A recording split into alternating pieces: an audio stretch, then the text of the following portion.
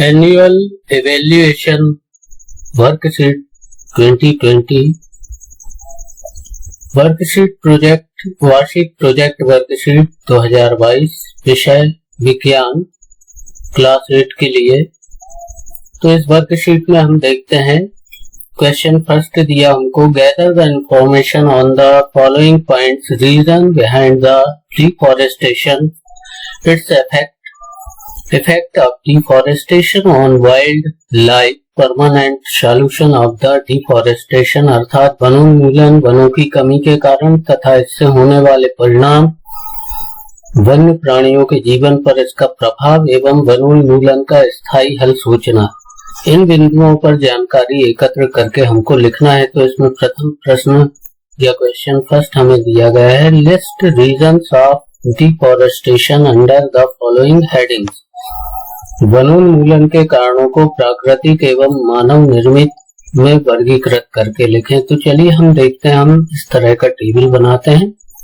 Natural reason, man made reason जो कि हमें दिया गया है वर्कशीट में। तो यहाँ पर हमारा पहला पॉइंट हमने लिखा है भूकंप, अर्थक्वेक, बाढ़, ड्रॉट्स, फ्लड, जंगल की आग, फॉरेस्ट फायर, सूखा, सेवेयर ड्रॉप यानी भयानक सूखा, मौसम में परिवर्तन, क्लाइमेट चेंज या जलवायु परिवर्तन भी हम इसको लिख सकते हैं।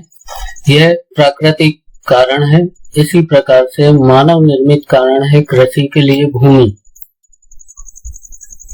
प्रोक्योरिंग लैंड फॉर कल्टीवेशन, घर एवं कारखानों का निर्माण, building houses and factories, furniture एवं ईंधन आदि के लिए लकड़ी का उपयोग करना। तो usages of wood as fuel and furniture.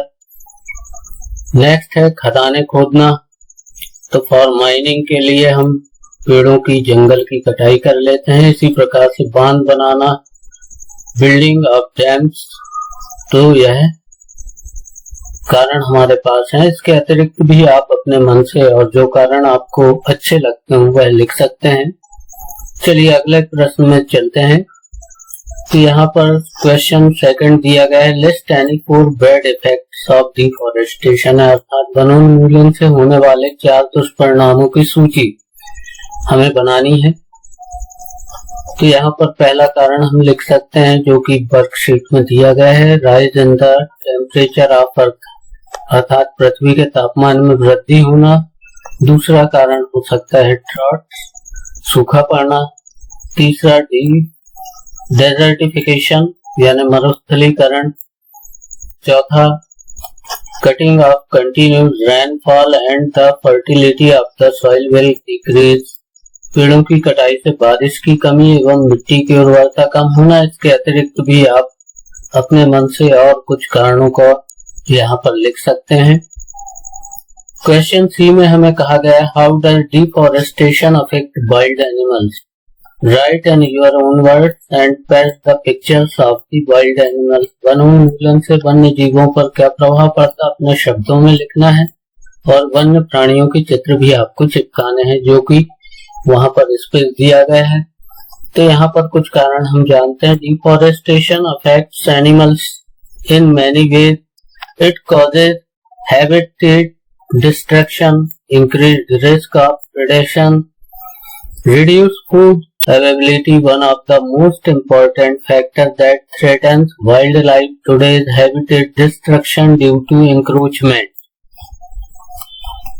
वनोन्मूलन के कारण वन्य जीवों पर कई प्रभाव पड़े हैं, जैसे वन्य प्राणियों के प्राकृतिक आवास की कमी, शिकार होने की संभावना, भोजन की कमी आदि। जंगलों में होने वाला अतिक्रमण भी वर्तमान में वन्य प्राणियों की सबसे बड़ी समस्या है। अगले प्रश्न की ओर बढ़ते हैं। तो यहाँ पर पूछा गया है, राष्ट्रीय उद्यान किसे कहते हैं? मध्य प्रदेश में स्थित किन्हीं 2 राष्ट्रीय उद्यानों के नाम लिखिए। तो national park is a place to protect the natural environment of the area and conservation of biodiversity. तो राष्ट्रीय उद्यान वह स्थान है जहां पर वन्य जीवों को, पेड़ पौधों को एवं जैव विविधता को संरक्षित किया जाता है।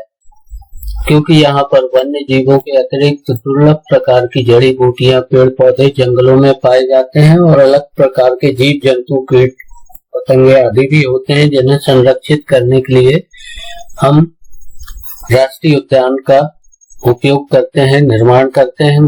मुख्य नेशनल पार्क हैं कान्हा-किसली, पेंच नेशनल पार्क, बांधवगढ़ और संजय गांधी नेशनल पार्क आदि कई पार्क हमारे मध्य प्रदेश में स्थित हैं। उनमें से आप और अधिक नाम लिख सकते हैं।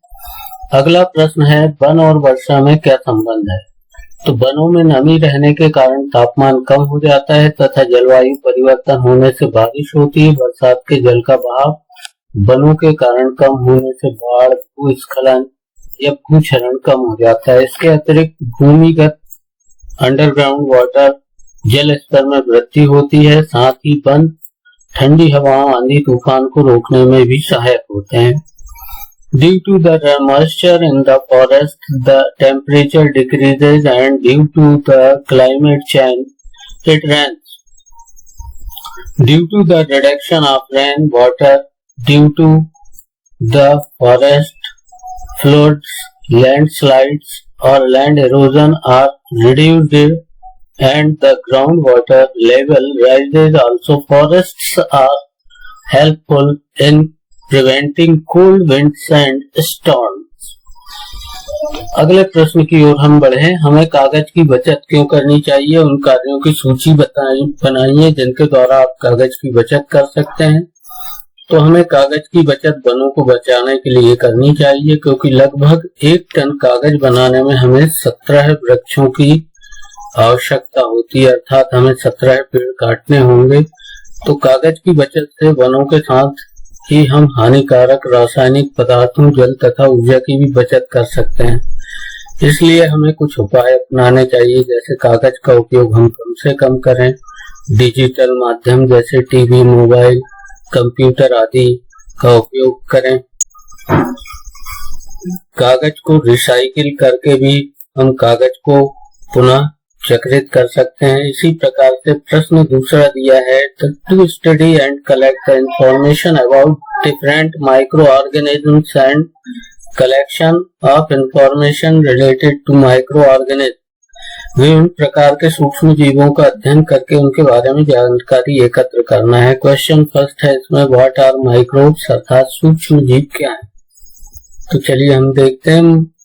Organisms that are so small that they can be seen through a microscope are called microorganisms or microbes. The study of microorganisms is known as microbiology. ऐसे जीवों को सूक्ष्म जीवी कहते हैं, जिन्हें हम खुली आंखों से नहीं देख सकते। इन्हें सूक्ष्मदर्शी यंत्र की सहायता से ही देखा जा सकता है और इस प्रकार के सूक्ष्म जीवों के अध्ययन की शाखा को हम माइक्रोबायोलॉजी के नाम से जानते हैं। अगले प्रश्न की ओर बढ़ें। तो in how many groups microorganisms are divided, write their name. सूक्ष्म जीवों को कितने वर्गों में विभाजित किया गया है, उनके नाम दिए। तो types of micro organism, Microorganisms classified into 5 major groups. These are as follows.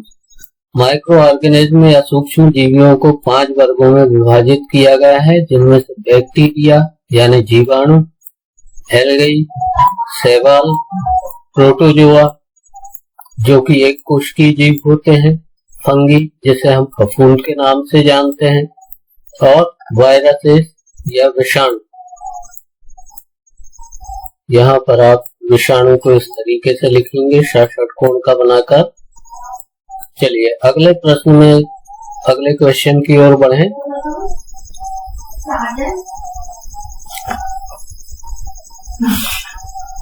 Third question में हमें कहा गया है, list the common disease called by micro organisms in human being. मनुष्यों में सूक्ष्म जीवों द्वारा होने वाले सामान्य रोगों की सूची। यह सूची आपकी पुस्तक में भी दी गई है, आप उससे सहायता ले सकते हैं या यहाँ पर भी देख सकते हैं। ट्यूबरकुलोसिस यानी टीबी या क्षय रोग या तपेदिक जिसे हम कहते हैं, वह बैक्टीरिया की वजह से होती है, हवा में फैलकर होती है। और इसके सुरक्षा के लिए पेशेंट को अलग तरीके से रखा जाता है। मीजल्स, चिकन पॉक्स, पोलियो यानी खसरा, रूबेला, चेचक, पोलियो ये वायरस के द्वारा होती है। कॉलेरा, टाइफाइड यह बैक्टीरिया के द्वारा होती है जो दूषित भोजन और पानी से होती है। हेपेटाइटिस ए यह लीवर की सूजन कहलाती है जो कि विषाणुओं की वजह से होती है, यह भी दूषित भोजन या पानी से होती है। मलेरिया यह प्रोटोजोआ से होने वाली बीमारी है जो मच्छर के काटने से फैलती है, जो कि मादा मच्छर के काटने से होती है। अगले क्वेश्चन की ओर बढ़ते हैं। Which epidemic caused by virus is spread in India at present? Right the name of the disease and general characteristics symptoms. तो वर्तमान में भारतवर्ष में कौन सी महामारी वायरस द्वारा फैल चुकी है, बीमारी का नाम तथा उसके सामान्य लक्षण लिखना है। तो यहाँ पर कोविड-19 जो कि हमारे देश में और अन्य देश में भी फैली थी, इस महामारी के बारे में आप अपने विचार और उसकी जानकारी स्वयं लिखने का प्रयास करेंगे। अगले प्रश्न की ओर बढ़ेंगे। तो यहाँ पर write the usages and harmful effects of microbes in our life. हमारे जीवन में सूक्ष्म जीवों का उपयोग तथा हानिकारक प्रभाव लिखने हैं। तो फर्स्ट हमने लिखा है bacteria and fungi. Bacteria and fungi are used to make medicines. These medicines kill or stop the growth of the disease. इसे stop पढ़ें। Stop the growth of the disease causing microorganisms. Such medicines are called antibiotics. In 1929, Alexander Fleming founded mold penicillin.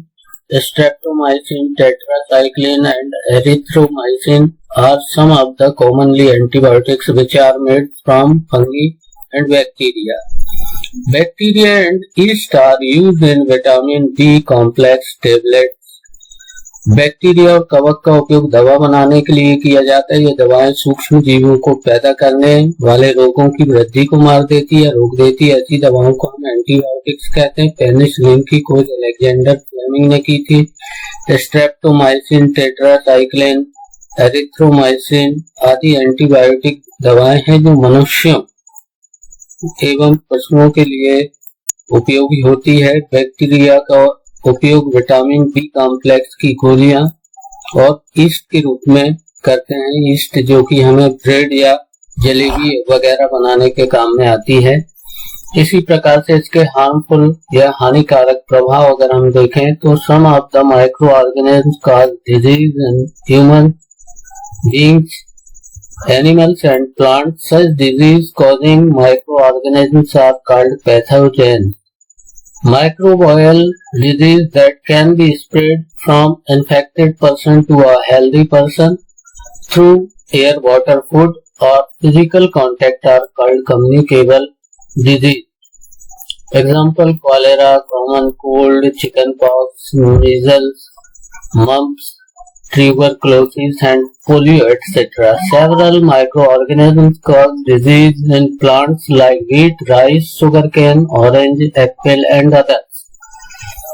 तो कुछ सूक्ष्म जीव मानवों, जानवरों एवं पौधों में रोग पैदा करते हैं। ऐसे रोग पैदा करने वाले सूक्ष्म जीवों को हम रोगजन्य कहते हैं। कुछ रोग संक्रमित व्यक्ति से स्वस्थ व्यक्तियों में फैलता है, जो हवा, पानी, भोजन या शारीरिक संपर्क में फैलने वाले ऐसे संचारी रोग होते हैं, जैसे हैजा, सर्दी, खांसी, चेचक, खसरा ये या क्षय रोग, पोलियो आदि इनमें सम्मिलित हैं। गेहूं, चावल, संतरा, गन्ना आदि में कई सूक्ष्म जीव रोग पैदा करते हैं। तो इस प्रोजेक्ट वर्कशीट में इतना ही। Thanks for watching. देखते रहें नेक्स्ट वीडियो।